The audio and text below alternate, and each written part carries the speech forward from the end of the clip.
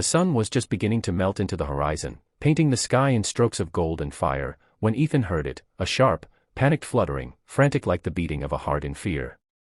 He turned off the dusty trail near the edge of the woods and followed the sound, weaving through thorny underbrush until he came upon it, a small bird, tangled hopelessly in a net of plastic, its wings flapping in vain, eyes wide with terror.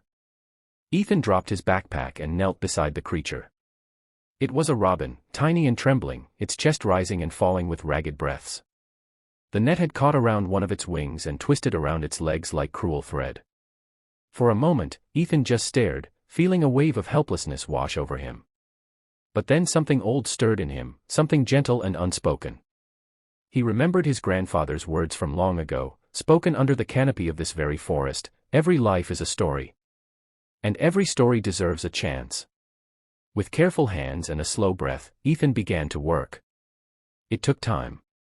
The bird squirmed at first, weak and distrustful, but he murmured softly to it, and soon it stilled. Bit by bit, the net loosened. The plastic fell away. And finally, with one last cut, the bird was free. It didn't fly right away. It looked up at Ethan for a strange, still second, like it was trying to memorize him. Then, with a flutter and a chirp, it disappeared into the evening sky. Ethan didn't think much of it after that. He'd come to the forest to clear his mind. After his father passed away 2 months ago, life had grown heavier than he could carry. His father had always been the fixer, the steady hands, the unshakable voice. Ethan had never felt more adrift. The forest, once a place of childhood adventure, now felt like the last place he could still hear his father's voice in the wind. 2 days later, the morning air was cool and still when it happened. Ethan was sitting on the same old wooden bench behind the cabin, his father's cabin, sipping lukewarm coffee, lost in thought. The sun filtered through the trees, casting dappled shadows across the mossy ground. And then he heard it again, a fluttering, but softer this time. He looked up. The robin was back. It perched on the armrest of the bench, head cocked to one side. And in its beak, it held something small and glinting. Ethan blinked, unsure if he was dreaming. The bird hopped closer, leaned forward, and dropped the object onto the bench beside him. A tiny locket. Ethan picked it up, stunned.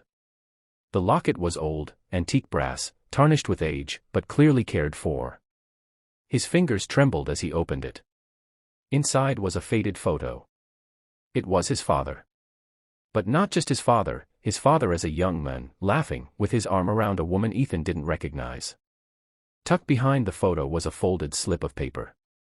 Ethan unfolded it carefully. For when you feel lost, remember the way home is always inside you. The handwriting was unmistakable. His father's. Tears welled in Ethan's eyes. He clutched the locket to his chest, the weight of grief suddenly less unbearable. How had the bird found this?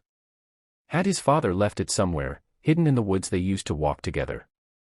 Was this a coincidence, or something more? Ethan didn't know. But he did know this: something had shifted. The fog that clouded his heart had thinned. He could breathe again. In the days that followed, Ethan walked the woods like he used to as a boy. He listened to the wind in the trees. He followed old trails. He remembered stories, laughter, quiet lessons. The robin came often, never staying long, but always near. It was like a guardian, a quiet reminder that life, even broken, even grieving, still moved forward. Ethan eventually found the place where the locket must have been left, the old oak tree where his father used to tie messages in glass jars to its branches. They'd fallen, most of them, but some were still there. Notes. Memories.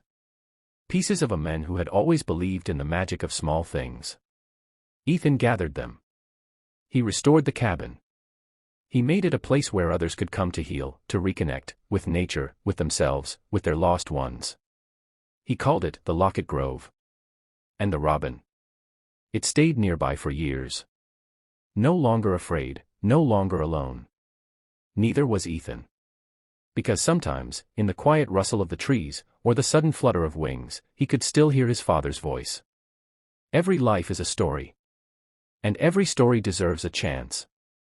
Moral of the story: acts of kindness ripple through the world in unexpected ways.